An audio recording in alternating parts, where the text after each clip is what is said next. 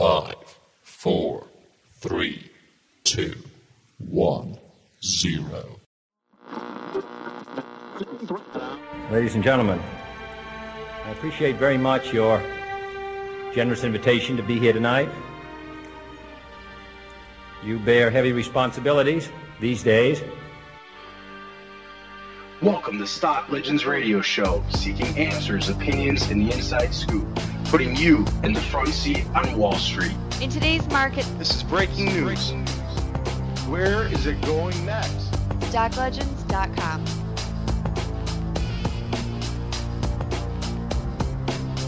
Ladies and gentlemen, welcome to Stock Legends Radio, Episode 8. Please welcome today's hosts, myself, Quick Draw, also Matt Chart, our Senior Technical Analyst. Matt Chart, welcome to the Stock Legends Radio Show.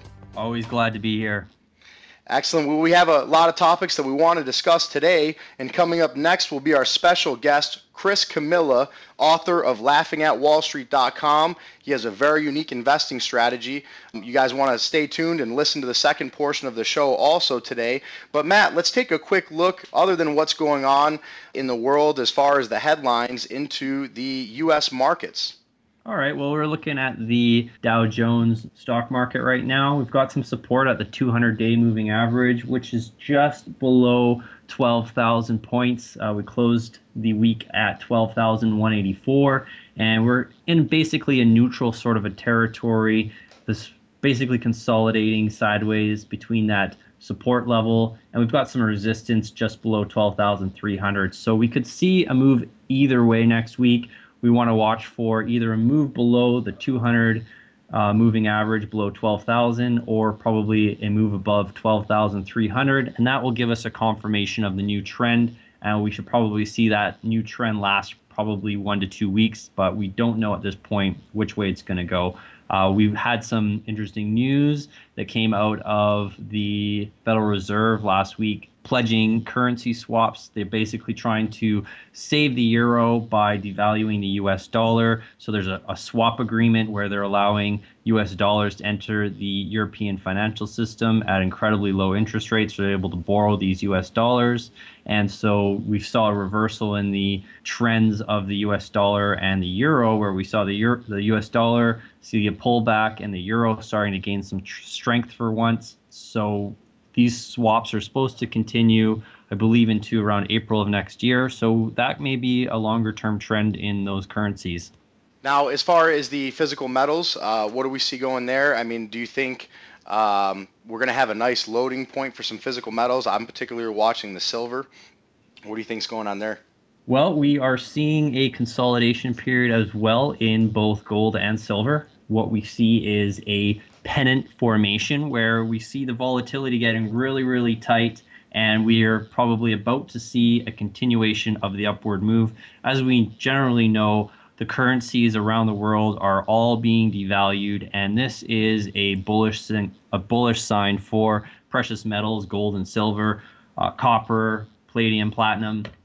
It's probably going to see a breakout occur here probably next week. So certainly this looks like a great loading opportunity. Of course, we could see breakdowns occur in the metals. We could see breakouts occur in the metals. We're at that pivot point where we're going to see a move either way, similar to how I was mentioning in the stock market. We're going to see a move either way, although this move in the metals are probably going to be a 6 to 7 month run or a pullback once we get the confirmation which direction it's going to go. I wrote an article last week.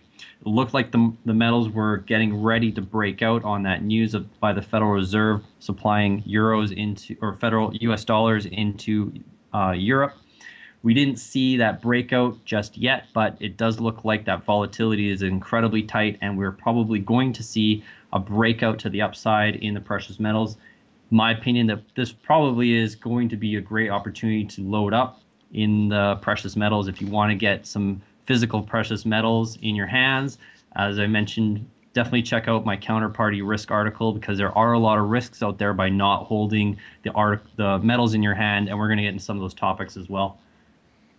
Let's take a look at all of the different issues going on in the world. I'd like to start today's topics off by talking about Jon Corzine, MF Global. He stood in front of the House of Agriculture Committee, and his exact quotation I simply do not know where the money is and why the accounts have not been reconciled to date.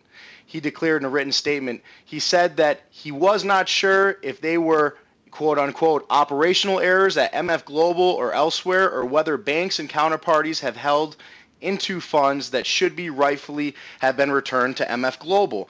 Now, Matt, this sparks a whole nother thing. This hit the table originally, and MF Global was saying, well, we're going to try and get back 60%. Now we actually have multiple banks claiming those physical assets, and it's a discussion we spoke about earlier today. What does this mean for the people that happen to have their assets with these particular brokers in the commodity segment of the business? I mean, are they at a complete loss here? You've got the John Corzine. This is a Goldman Sachs guy. Was the senator of New Jersey. I mean, he's got a big background. Hillary Clinton's largest campaigner. Now, he stood in front of a committee also last week and actually left halfway through because he was running late for his vacation and somebody else stepped in. What exactly does this mean?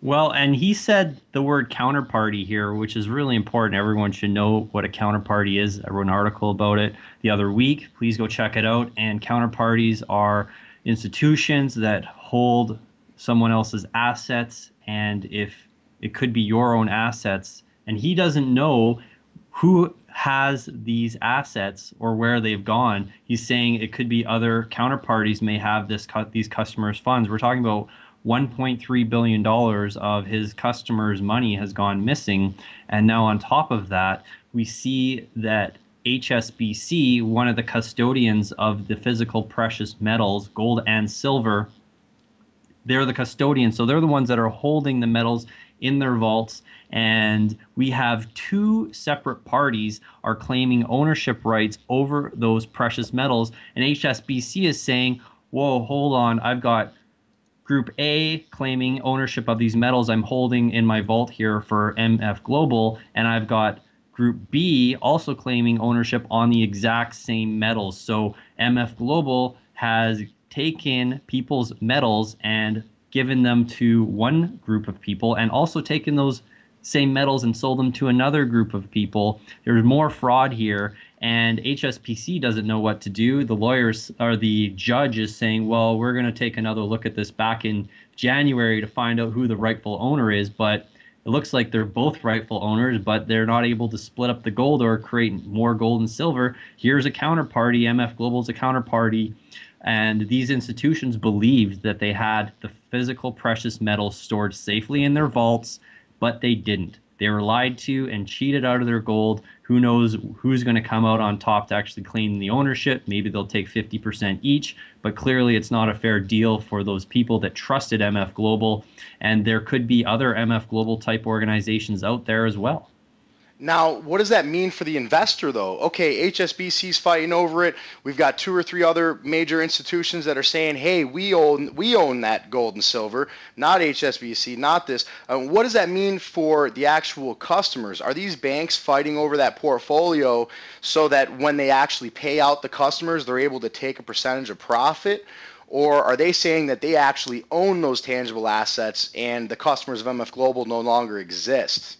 Well, the customers of MF Global exist. What MF Global has done, remember, HSBC is just the institution that is holding the physical precious metal in their vault. They're being contracted by MF Global. MF Global doesn't hold the gold or silver. They allow other institutions like HSBC to hold these funds. So HSBC hasn't done anything wrong. They're just simply holding the gold. And now that people are asking for their physical metal that they believe that they had from MF Global, HSBC is saying, well, who am I supposed to give the money, the gold to? It's illegal. I've got 2 people here that both say that they have ownership rights over the same metal. So there's fraud here that's been created by MF Global. And one of the 2 people, maybe both, might lose ownership rights over the precious metal they believed they had, and they believed that they held physical precious metal when in fact they didn't. So they got scammed. And this is going to start happening more and more. There was an article written that we both read. It's a very difficult topic to grasp. It's called Shadow rehypothecation. And was that the correct pronunciation, Matt? Shadow Yeah, rehypothecation. There was an article written that basically said the sizable role of rehypothecation in the shadow banking system. Now, for those of you who don't know, the shadow banking system is more or less the behind the scenes rules that the international banks adhere by. And we were talking about this earlier, Matt.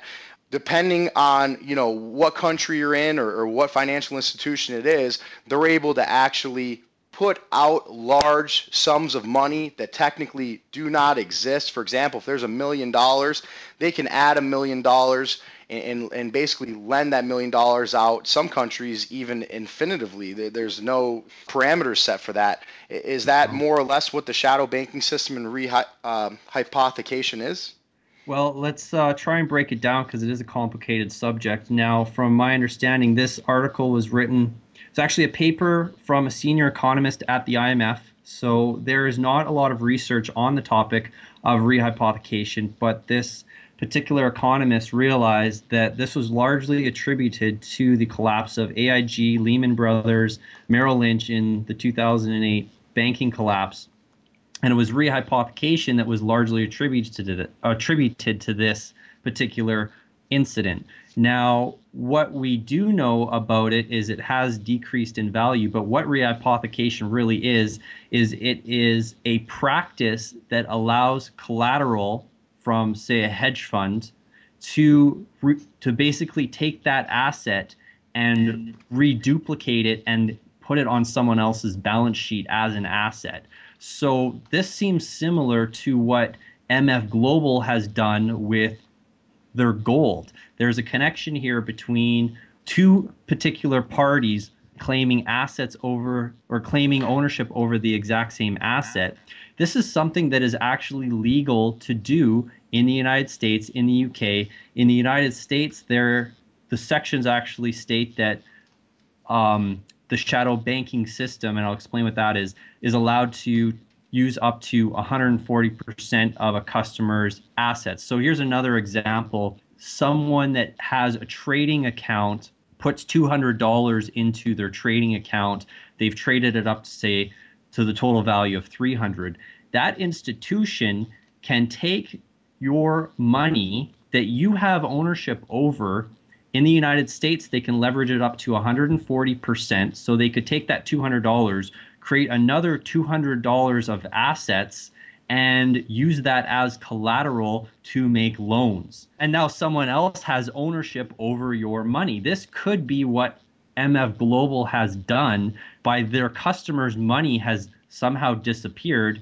MF Global may have been rehypothecating their customers' trading accounts and using it to back other assets. And when they made bad bets, that money disappeared into someone else's pocket because they claimed assets over the person's bank. And this is a legal practice in the United States. That's the scary part. In the United Kingdom, there is actually no limit. They can rehypothecate to infinity, whereas at least in the United States, although it's still fraud, in my opinion, there is a limit on how much they can rehypothecate. Now the shadow banking system isn't anything, bizarre or creepy. All it is non-bank. So a shadow bank is something that can make a loan to another institution, like a hedge fund, a money market fund.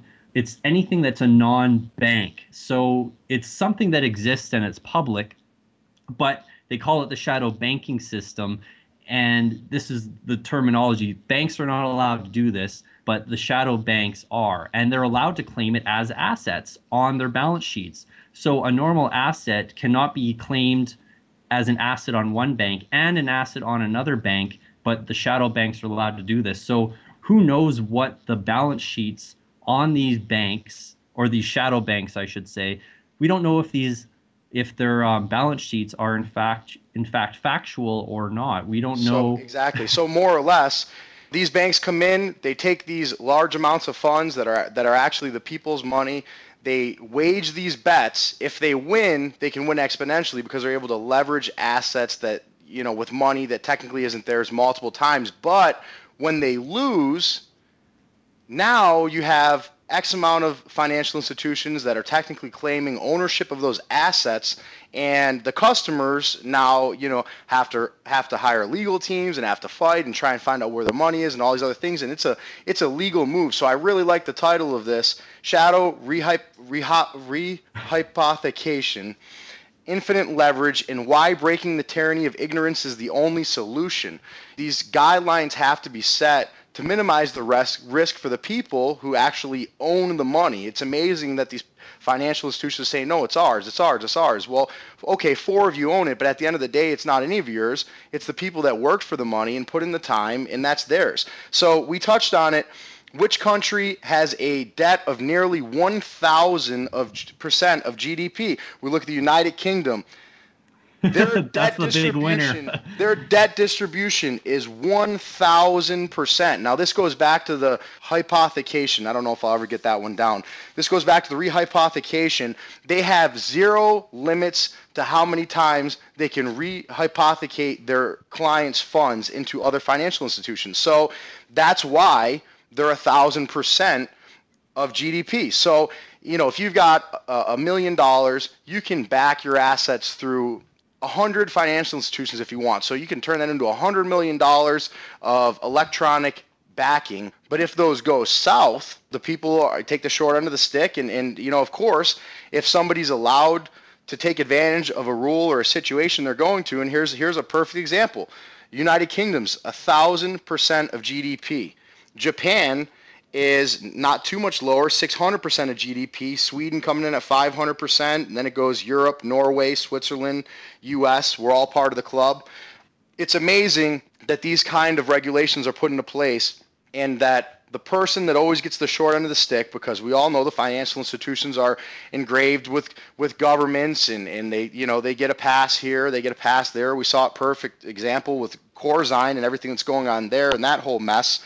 If you actually look at it, and the reason why the UK debt to GDP is so high, and this is multiple types of debt. We have household debt, so house debt that you or I or a citizen owns, government debt, so this is debt that the national government has taken on, and there's also financial debt, which is the debt that the financial institutions have taken on. If you look at the amount of financial debt that the UK government has taken on, or the financial institutions in the UK, it dwarfs all the other debt combined. And you don't see this in any other country other than the UK. Even in Japan, their government debt is larger than their financial debt. In fact, if you go across the board, it's about even, whereas in the UK, it's about, they're about 700%. 700% of the GDP is financial. Phenomenal.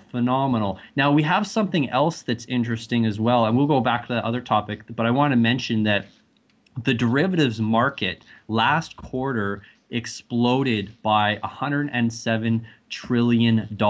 It took 6 months for this to occur. Now, the derivatives bubble had exploded to about $700 trillion, and this information comes from the Bank of International Settlements. And when we saw the collapse of the housing market, when we saw the collapse of these financial institutions that were heavily leveraged with derivatives or with these rehypothecated assets, we saw the derivatives market collapse. It came down, but it didn't come down that much. And now we're starting to see a resurgence of the derivatives market. It's hit a new all-time record. It's bigger than it was in 2007, in 2008, that brought down the entire banking system. So we know that there is banks that are now taking on incredible amounts of leverage, and this is a new phenomenon that's just taken place over the last 6 months. I'm not sure. Hopefully someone will do some more in-depth analysis and find out exactly where these derivatives are being created. We see that the UK financial institutions are heavily in debt. Is a lot of these derivatives coming out of the UK possibly? That might be something we can hypothesize on. Now, what does this mean? UK and Hungary refuse to sign the new EU treaties. In other words, nobody has any certainty what will happen as a result of the massive deleveraging wave of epic proportions. What does this mean for the world markets? Well, we have the new EU treaty that was signed by, some are saying 26 countries because they're not counting Hungary, or 27 countries have signed on to this new EU treaty where the European member banks are basically backing 200 billion euros of new loans that are going to be created by the IMF and injected into the European financial countries, member countries. And the UK doesn't want to participate in this new sort of, I guess we could call it a bailout of the European Union. They don't want to take part of it.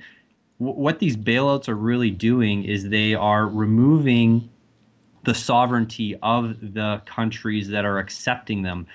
The bailouts force the countries that are accepting them to take austerity measures.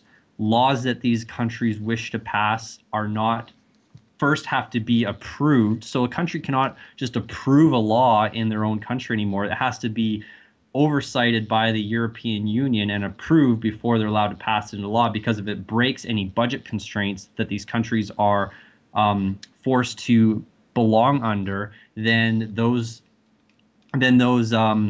laws or proposals will be rejected. So the UK is saying our sovereignty is more important. You guys go ahead and do what you want. We still have our own currency. The pound still exists. All you guys abandon your currencies. Seems like UK is starting to separate themselves from the rest of the European Union. We have these large nations that are basically saying, you know what, we don't want to partake in this anymore. You know, we're sick of being leveraged and having to abide by rules and unite to bail one person out and another. And it's unique because they are actually the highest GDP ratio in the world.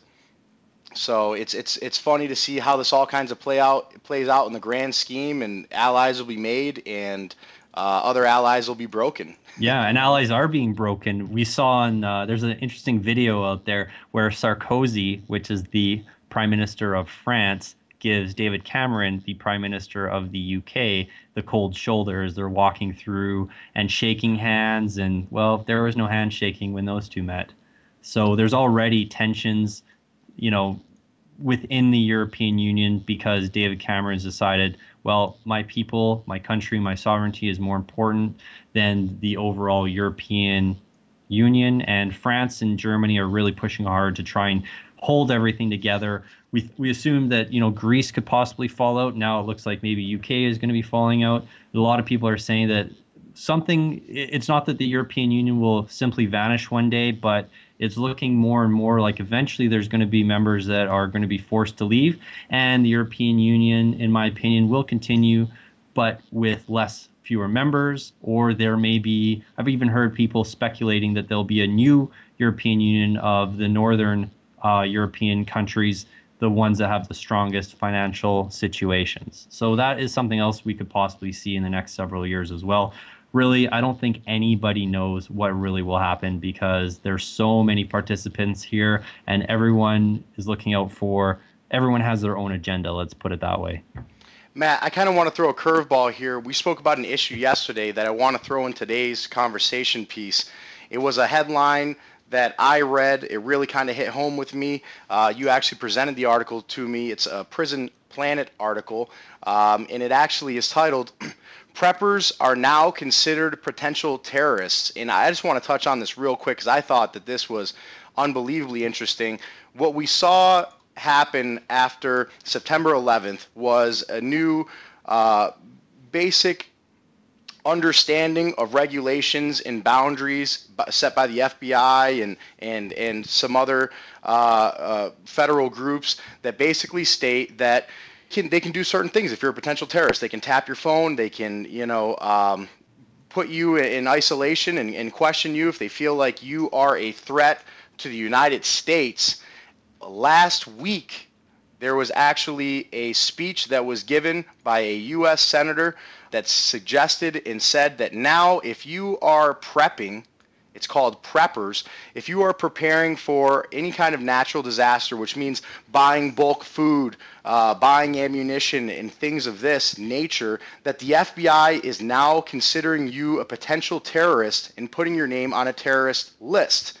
And this is something that's happening right underneath our eyes. And there's a story that actually is involved with this article. I thought it was very interesting, that basically stated that there's a couple different aspects to this, but in Tennessee, the Department of Health put in the newspaper that they will be doing door-to-door assessments that will take place from 3:30 p.m. to 6 p.m. Thursday, from 8 a.m. to 6 p.m. and Friday. It will include 30 neighborhoods in Davidson County and that have been randomly selected and targeted by the government for a door-to-door assessment of how you are storing food and whether or not you are preparing for a national calamity, which now considers you to be an extremist and potential terrorist suspicious activity by our own government. So if, and here's another story here that actually took place, and it's a drawn out process. Okay, this article states, a fellow veteran contacted me with a convincing and new disturbing development with our government. He had been utilizing a Mormon cannery near his home to purchase food and bulk supplies. The man that manages the facility relayed to him that federal agents visited the facility and demanded a list of all individuals who had been purchasing bulk food for storage.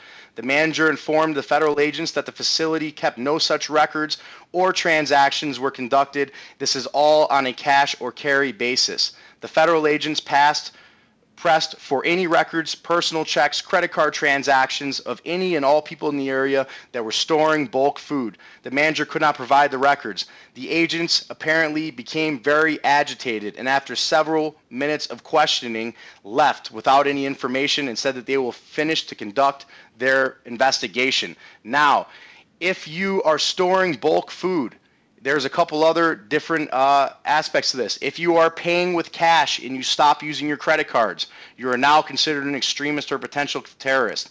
If you are making extreme religious statements publicly or on the internet, talking about government, New World Order, things of this nature, you are now considered an extremist or potential terrorist.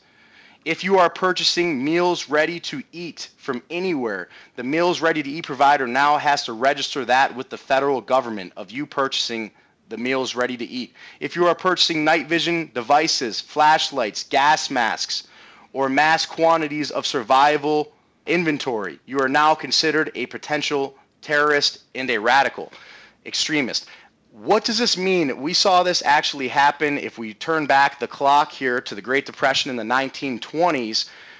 There was actually a law put in place that was called hoarding. And the federal government during the Depression would go into neighborhoods, all neighborhoods, without warning or notice, knock on the door, walk into your house and check your food supplies. If you were caught storing food other than what was government issued, you were arrested on the spot. Average sentence of 5 years in prison for what was called hoarding.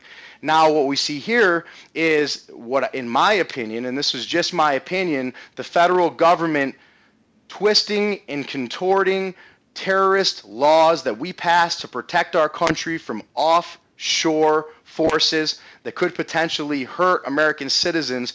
We see them now taking those laws and putting them into effect in our own country, which now, if you really dig into those laws, it gives them the right to record all of your conversations without notice, tap all of your phones, get records of all of your bank and credit card information without notice, arrest and question you at any point in time without notice. There's a whole calamity of rules and regulations that come with being on this list.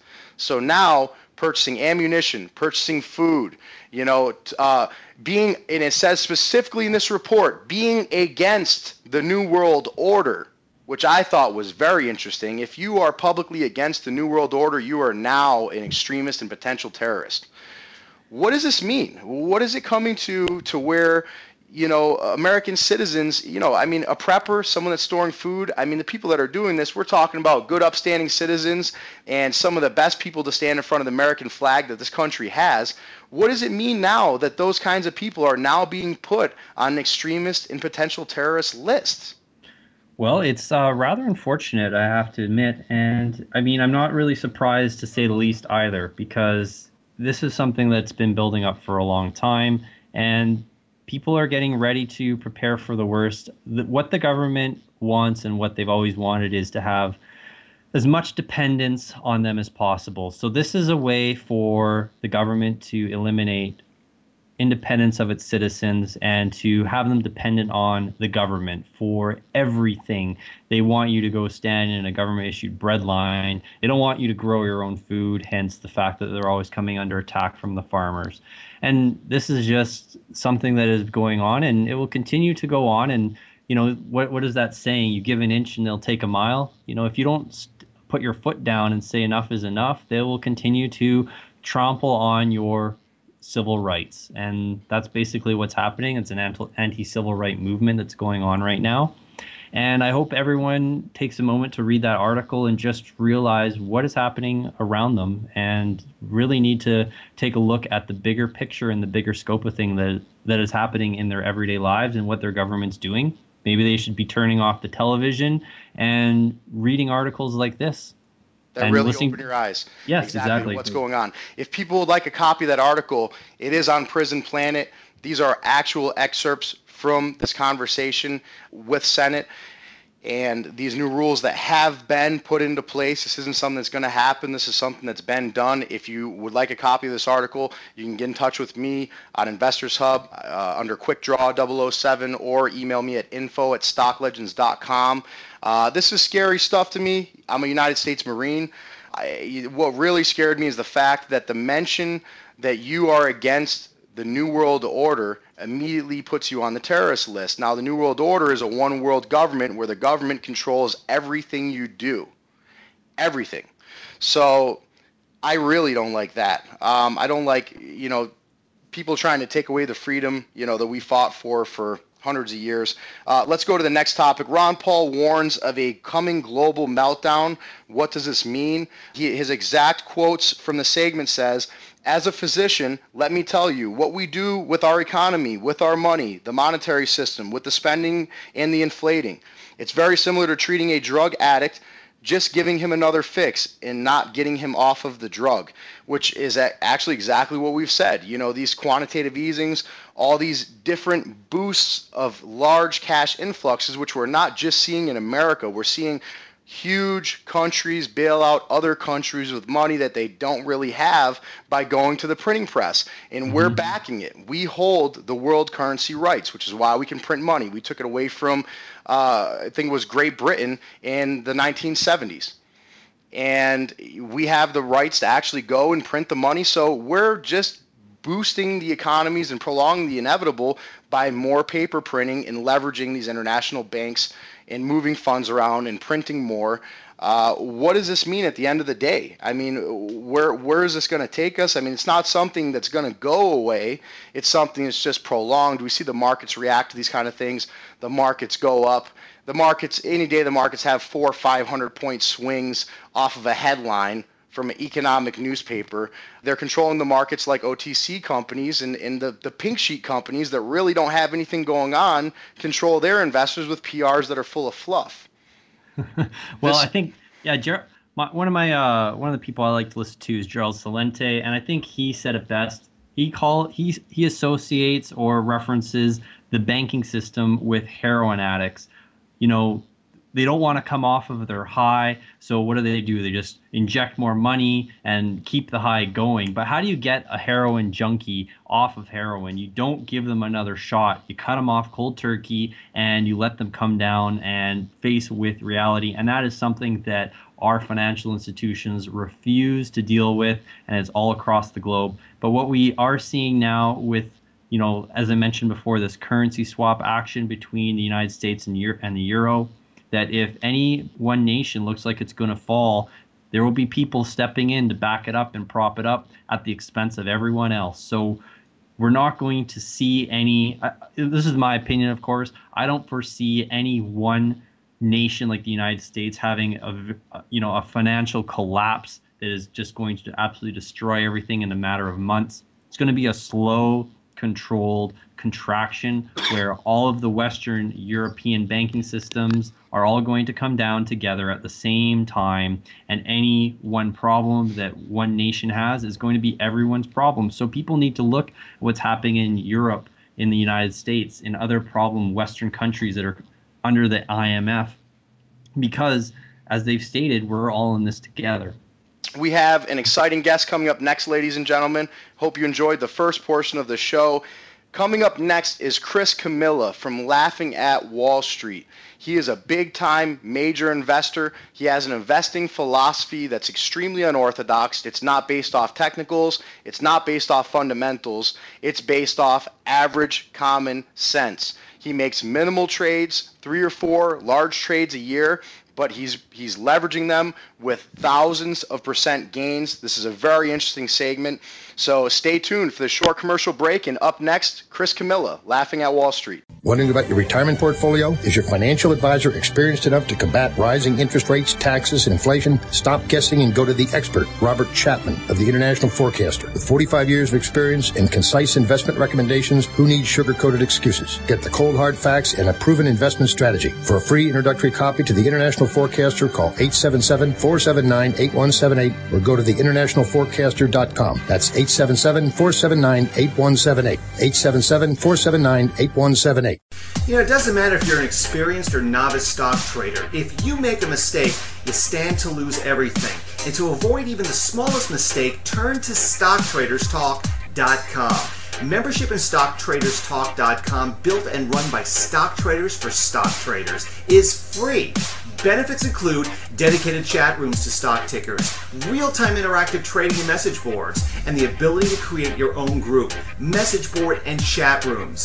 Stock Traders Talk is proud to announce that their radio show featuring live CEO interviews airs Monday through Thursday at 8 p.m. Eastern Time. Interact with the show via their website. StockTradersTalk.com is your complete trading website. To get the trader's edge, go to StockTradersTalk.com and sign up now. Ladies and gentlemen, welcome back from that quick commercial break. Up next, we have our first special guest, Mr. Chris Camillo, author of the newly released book, Laughing at Wall Street, and ChrisCamillo.com. Chris, welcome to the Stock Legends Radio Show. Thank you for having me.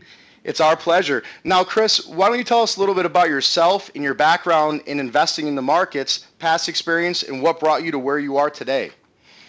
Well, you know, I got started in investing when I was a kid. I was just a teenager, and it all started one Saturday morning. I was in a 7-Eleven. I used to start every Saturday morning. I used to go garage selling. That's a whole nother story, right, where I used to buy and sell stuff I would find at garage sales as a kid.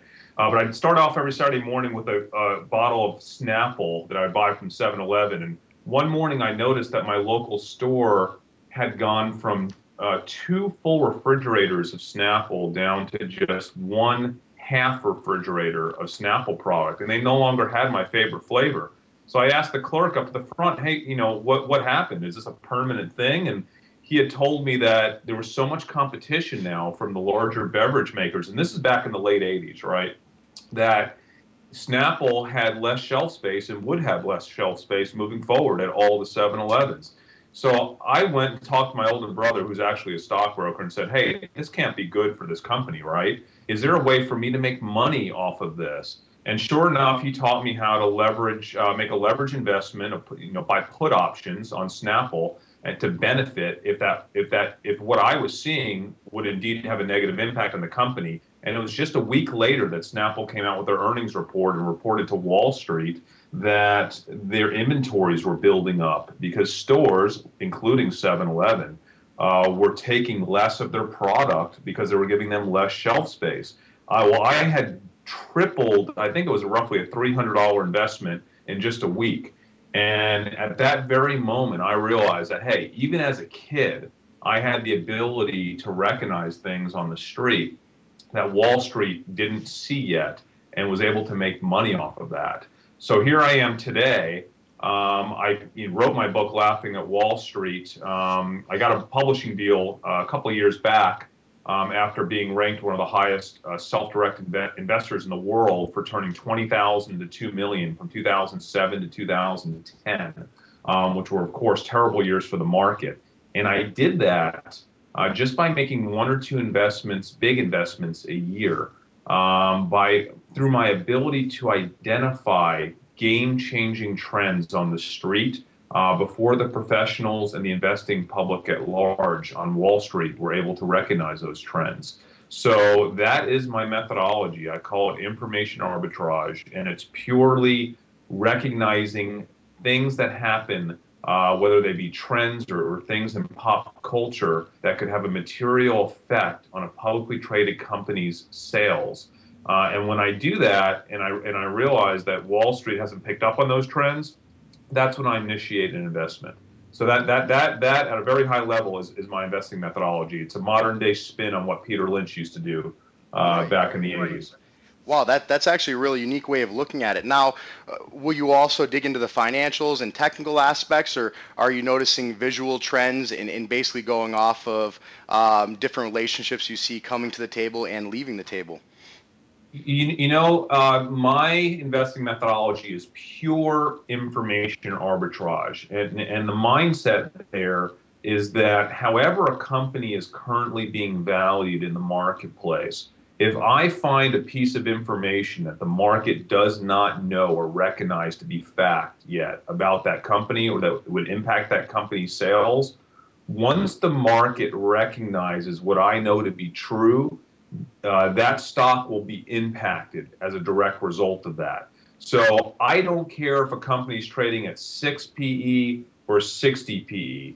The bottom line is, if I have a piece of material information about that company that the market doesn't know yet, if they're trading at 6 PE, once that piece of information comes into effect, the price of that stock is going to get impacted. So I pay zero attention to any fundamental or technical analysis. It's a pure information arbitrage play. And because of that, anybody from any professional or educational background has the ability to do what I do, because you don't need any background in finance. You don't have to be able to slice and dice numbers or view technical analysis. It's purely finding things out that the market hasn't recognized yet to be fact about a company. It's that simple. Well, that actually makes perfect sense if you really think about it. By the time financials come out, by the time fundamentals come out, I mean, really, that's already old news, and everyone's getting that at the same time. So, everyone gets the financials. Okay, the financials come out, they're green or they're red or whatever, the price is going to react at that point in time. But if you've been able to notice the trends before even the financials or the rest of the domino effect starts to take place, you have to be in a profitable position. I can even give you one example. I only made one big investment this year, 2011, and I held that investment a little less than 24 hours. And are you familiar with? I'm sure you're familiar with Target, the big retailer, right? Yes. Are you familiar with Missoni, the Italian designer? Missoni.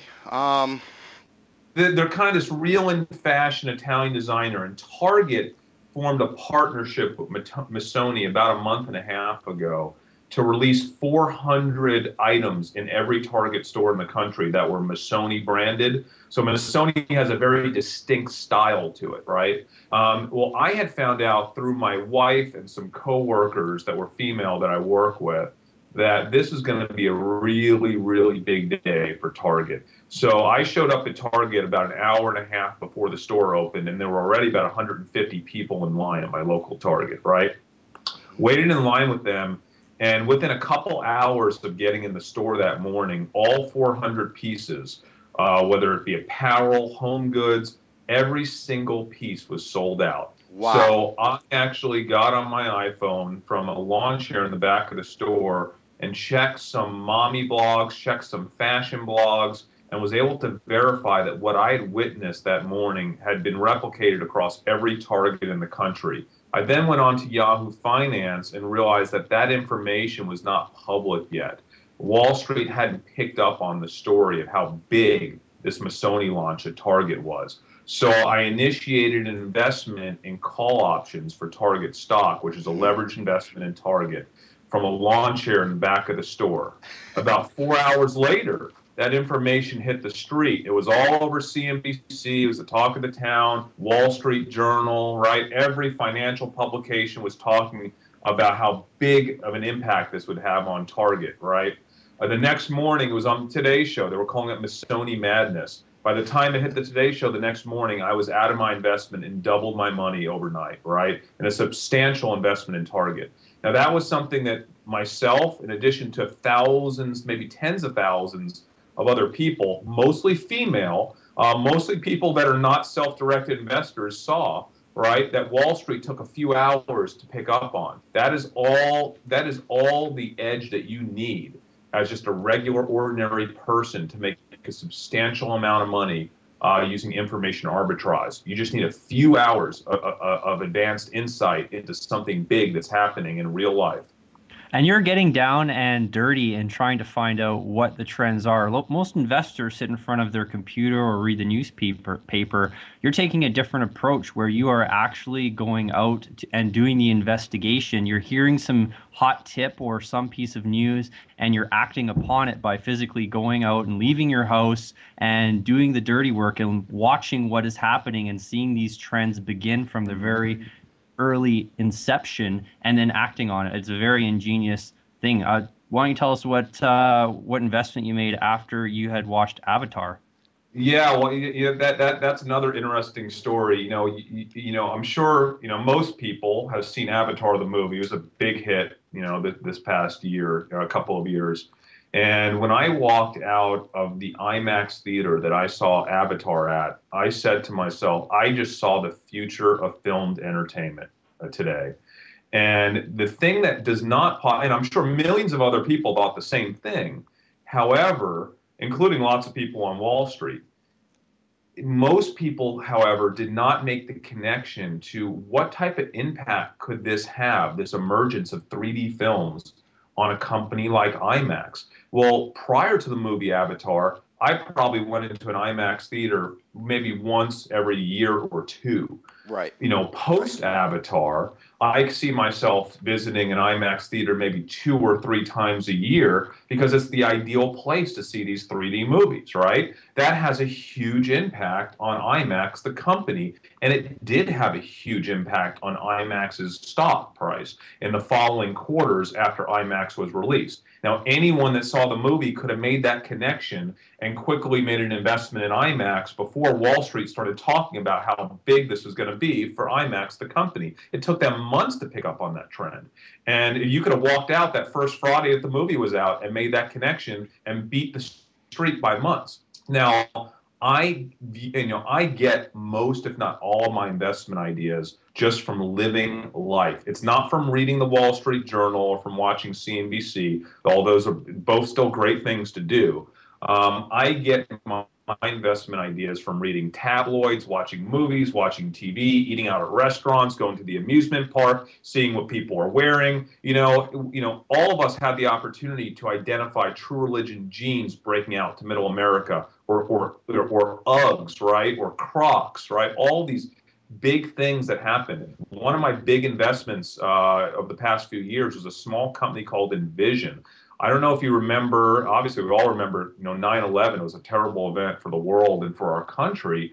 But if you think about it, post 9/11, anyone could have made a rational connection to the fact that we were going to be spending a lot more money as a country into defending ourselves at airports, right? A lot more money was going to be spent on ensuring that we had proper screening devices at airports. Well, Envision was a relatively small company that made a very advanced screening device at airports, which post 9/11 saw a surge in demand for, right? That was a very obvious connection if you look at it in hindsight. It's something that I thought about the day after 9/11, made an investment, and Envision was up 1,000-fold. That's 10x.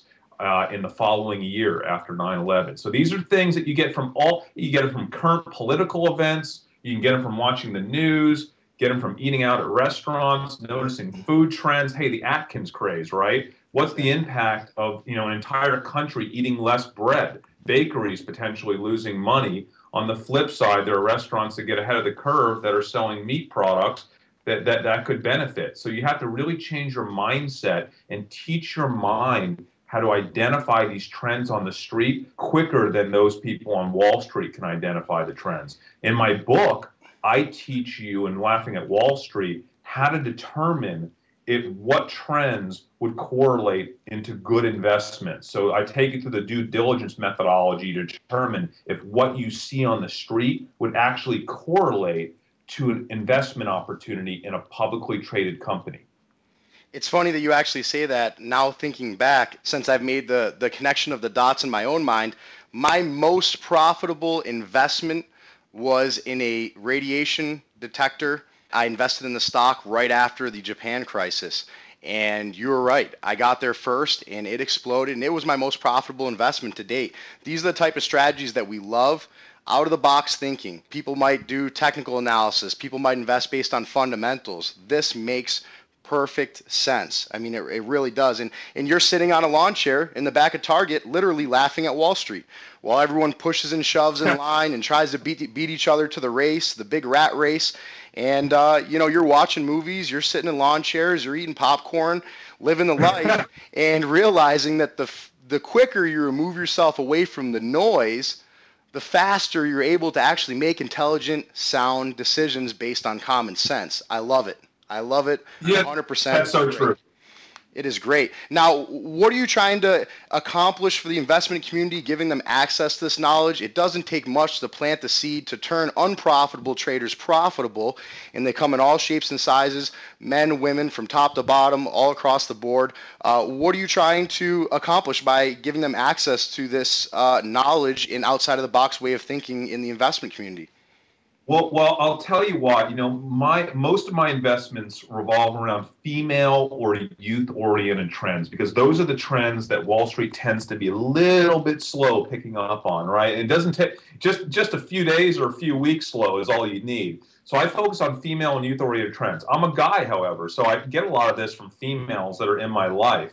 I wrote the book because I have this conceptual idea that if I can help thousands or tens of thousands of ordinary people from a diverse set of backgrounds from around the world learn how to retrain their brain and their mind to see their world like I see mine, and to start identifying things in their everyday life together, right, as a group, as a mindshare group, I generally make 1 to 2 big investments a year, right? And that enabled me to turn 20K into 2 million. I hope to turn that 2 million into 100 million here over the next 5 or 6 years.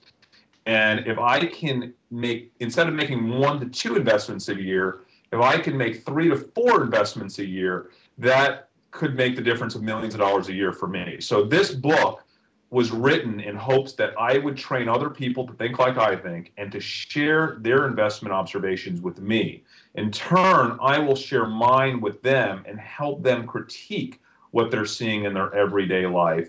And together, we will increase or expand our observational network, and that becomes a really powerful asset. In my opinion, an asset that is way more powerful than any big Wall Street firm, because having access to tens of thousands of people from diverse backgrounds that are seeing things all around the world in their life in real time and sharing that information. It takes Wall Street months conducting market research, right, to try to get inside the minds of the consumer. We are the consumer. So on my site, Laughing at Wall Street, here in the next few weeks, I will be launching a live blog where anyone could send me their investment observations, and I will post those observations along with the ones that I see on a daily basis. It takes about anywhere from 150, I found, to 250 investment observations to get just 1 or 2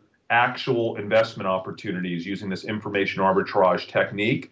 So, I need a lot of people seeing stuff, sharing it. Let's critique it together. And together, we'll find the next big thing. And hopefully, I'll find a couple more this next year as a result of people who read my book and share this stuff with me at laughingatwallstreet.com. That's why I wrote it, not to make money off the book. In fact, I have a deal with a company called, a charity called firstbook.org, where I'm financing a children's book for a child in need at the poverty level every time someone buys my book from Barnes & Noble or Amazon, regardless of where they buy it from. And that's because most children at the poverty level do not own a single book of their own in their house. And it's been proven that by having just a single book in your house as a child, that will dramatically increase the opportunity for that child to become literate. So I think I'm losing about 30 cents every time someone buys my book in a store on Amazon. So what I really want is them to buy my book, but then join my community at Laughing at Wall Street and start sharing investment observations with me so I can find the next big thing with them. That's my goal. Exactly. Well, you have to take a look at the market and the mentality of the average investor, especially in this market. For a new investor coming into the market, this is scary stuff. If you don't, if you're in there, you're making 3-4 trades a day, you're trading on emotion. If you look at a 12-month calendar, the average trader might make 1,000 trades, 1,500 trades. I mean, it's 2 steps forward, it's 2 steps backwards. But what they're missing is that that's all based on emotion. They're trading on emotion. They're jumping on the hype after everyone's there. They're losing money. Then they're making a little, and it's all backwards and forwards, where on that same 12-month calendar, even if they spent 6 months researching the next best thing using your philosophy, they could potentially make some serious gains the other 6 months out of the year. But the investors feel like they don't have the time. Like they're too busy. They're too caught up in the rat race to be able to actually put the cards on the table and take a look. So this is great. I really like this. Yeah, you just got to live life, and that's the thing I love most about the way I invest. I just live my life. You'll never see me studying technicals or fundamentals. Not that there's anything wrong with that. If that's what you want to do and you have time to do it, that's fine. But for someone that just wants to have fun with it, I have fun doing what I do. I just live my life, and every few days I notice something, and I mark it down in my iPhone, and I do a little bit of research on it.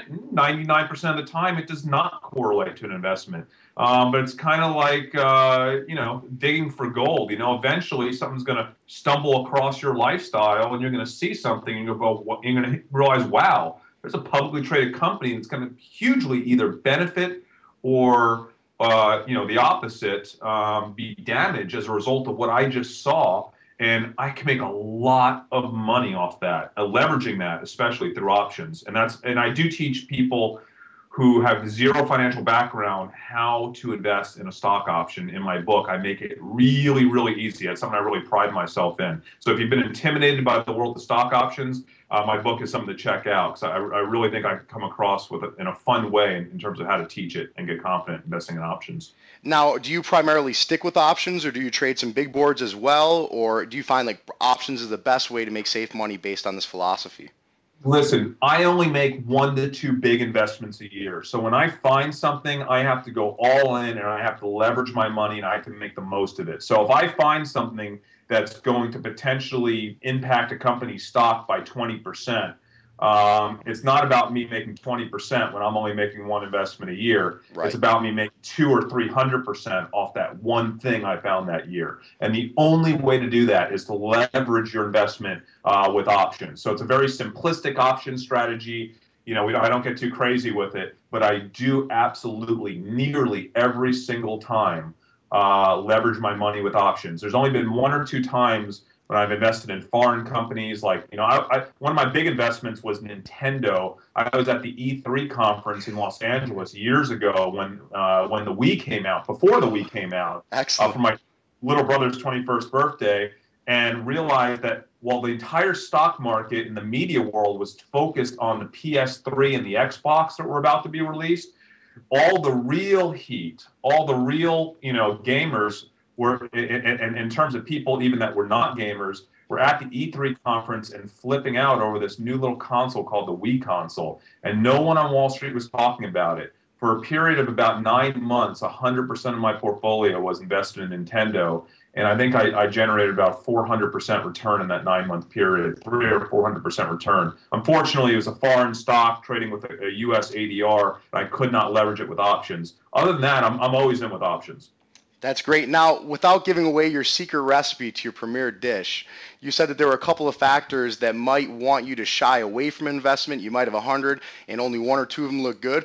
I mean, just a couple quick hints without giving away too much information. We want people to go and buy the book. There's some great knowledge here. But what are a couple things that you might see in the course of doing the due diligence on these companies that might shy away? I mean, are at that point, are you looking into the fundamentals, or are you more or less trying trying to get a background of their strategic relationships and how things could fall into place? What kind of things are you looking for?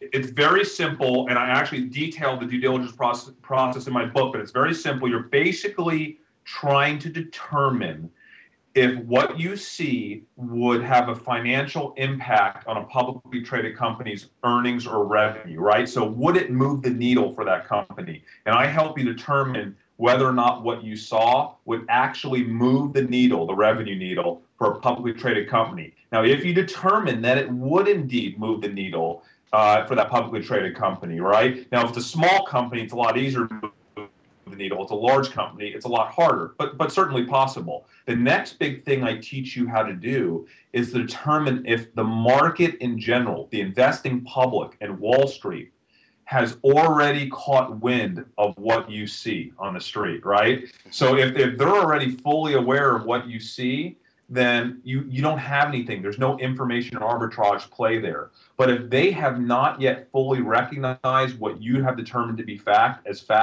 then there's an opportunity to make an information arbitrage investment.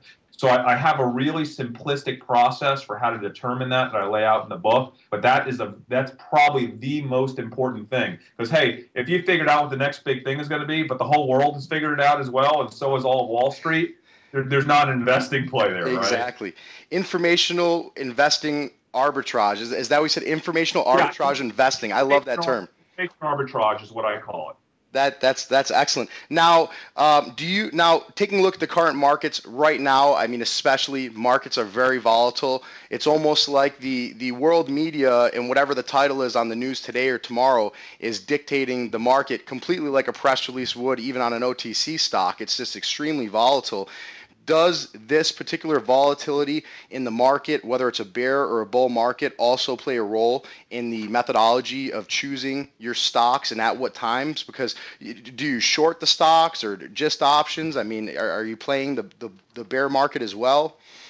No, it has zero impact on my investing methodology, because if and when I find my next big investment, it will be something so big in terms of its impact on that company's revenue, that the market at large, unless you see a 30 to 40% dip in the market in the time that I own that investment, in which rare cases, the market at large could have enough of an impact to nullify my methodology. But that is the severe extreme, right? So for the most part, I do not concern myself with the market, whether it's going up or down, or what's going on with the economy. It's all about finding one specific thing that's going to have a relatively large impact on a publicly traded company's revenue or earnings, investing, making the investment before the market realizes what I saw, and exiting the investment the very second the market realizes what I have seen to be fact and is fact. That could be a day, it could be a month, it could be 6 months, but I don't concern myself with the market at all. Where can an investor that's listening today purchase your book? And on top of that, specifically, are you going to have this new forum for the investors to go and practice this trading strategy at chriscamillo.com, or is it going to be at laughingatwallstreet.com? Where exactly? They're the same site, so just go to laughingatwallstreet.com or Chris Camillo, the same site. You can buy my book just about anywhere, Barnes & Noble, Amazon. I will be on my website. I actually list out, I believe I'm the only investor to my knowledge that has written a book that has ever done this. I had an independent auditor's report of my stock returns from 2007 to 2010 on my site, audited for the whole world to see, so you can see my returns. And I will be launching within 3 or 4 weeks this blog that anyone can contribute to. So when you see something on the street that you think could be interesting, you send it to me, I post it, we start listing investment observations on there, we'll critique them, and together we'll find the next big thing. This is great. I really, really like your philosophy. Not only that, you're giving entry-level traders to advanced traders a new way to look at the market and a place to meet up and be able to share due diligence. They can lean on your experience. I mean, you've used this philosophy. It works. You've profited. You've put it on your website for the whole world to see, which shows a lot of confidence. I mean, a lot of people go out there and say, hey, I've done this with the portfolio and I've done that with the portfolio, but a lot of the investors are from the show me state. So be able to actually go there and view your trades is excellent. I really buy your investment philosophy here. I really do. I've had personal results with similar type of situations. And your book is a phenomenal buy. I mean, you have to open your mind to these different ways of making profitable trades. It's not all just technicals and fundamentals. There's a lot of different aspects. I mean, this is the world. I mean, it's limitless opportunities here. So investors they can purchase your books on Amazon. Now, they're also in Barnes & Noble, aren't they? Yes. Barnes & Noble and a lot of the independent bookstores as well. And it's a fun book. The one thing I promise everyone, you will have a fun time reading this book. This is not your everyday investing book. It's all told through stories from my life. And it's really, really fun, and it's about the most different investing book you'll ever read. We want them to go to laughingatwallstreet.com. Yep. Okay, so that's the main site. And also, which links to the same site, is chriscamillo.com with 2 L's. Now, can they purchase the book through your site there, or would they have to go I redirect them to either Amazon, Barnes & Noble, or any number of independent bookstores in their geographic area that sell the book. And your blog will be up, you said, as soon as next week. The blog will be up in the next few weeks. The website is active, but the interactive blog where anyone can send me their investment observations will be up here in a few weeks. We would like the traders that are listening today to go to laughingatwallstreet.com. Keep in mind that blog will be up next week. This is a cool idea, a nice approach to the market, especially now with this particular downturn in the market and the different volatilities.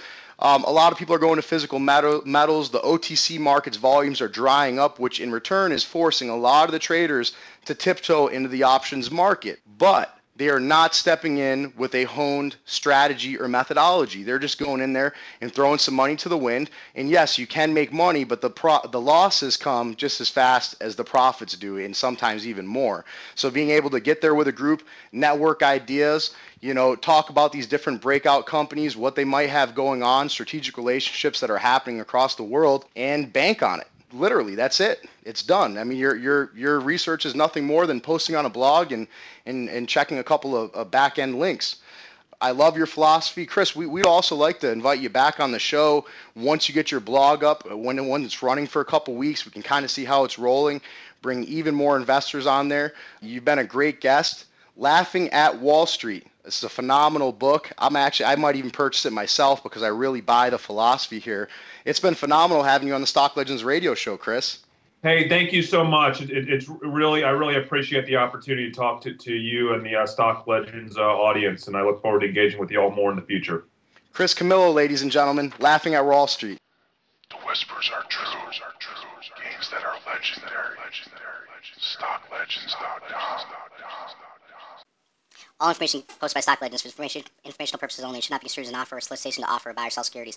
By listening to this radio show or this poster or this video by Stock Legends, you are accepting sole responsibility for your own investment decisions. By reading messages, doing so in videos, or listening to the radio show, you acknowledge that the information hereunto contained within this message or video provided or radio show is for general opinionated discussion and for informational purposes only. Therefore, should not be considered to be complete, precise, accurate, or current investment advice. Be aware that internet persons, videos, and so on, not only on the original message board where this disclaimer was discovered or in this video show, but other message boards that is not limited to the originated video of the website, may be increasing or decreasing our share positions in security regardless of what they are saying or posting or construing on this radio show. It may be compensated in some way or form by a third-party investor in the company mentioned posted in this video or radio show. The non-affiliated third parties compensated may or may not have shares to liquidate, which could affect the stock price. Assume that any security mentioned is owned by Stock Legends and may be buying or selling, adding or subtracting away from the position that they have, regardless of anything said, inferred, construed, or referred to. Believe before or after starting company profile. Always do your own due diligence prior to making investment decisions. Never borrow money and buy penny stocks. Always remember penny stocks are very risky. You could possibly lose your wife, keys, car, house, and everything else comes along with it. Also, be aware that information provided concerning certain securities contains forward-looking statements that involve risks and uncertainties. As in any investment, never invest in a penny stock unless you can afford to lose your full or entire investment. We completely oblige by the Fifth Amendment for this full entire show.